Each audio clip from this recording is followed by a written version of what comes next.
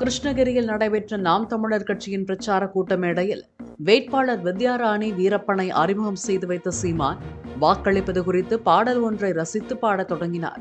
அப்போது திடீரென மேடை ஏறிய இளைஞர் ஒருவர் சீமானின் இடுப்பை வளைத்து பிடித்தவாறு செல்ஃபி எடுக்க முயன்றார். இதனை சற்றும் எதிர்பாராத சீமான் பாடுவதை நிறுத்திவிட்டு இளைஞரின் கையில் இருந்த செல்போனை பிடுங்கினார். உடனே சீமானின் இடது கையை பின்பக்கமாக வளைத்து பிடித்த அந்த இளைஞர், அண்ணே ஒரே ஒரு செல்ஃபி அண்ணே என்றார்.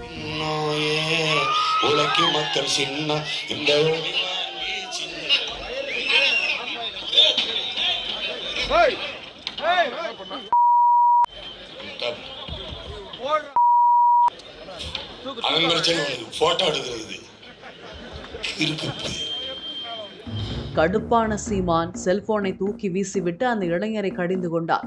உடனடியாக மேடைக்கு ஓடி வந்த சீமானின் மெய்காப்பாளர்கள் அந்த இளைஞரை மடக்கி பிடித்து கீழே இழுத்துச் சென்றனர்.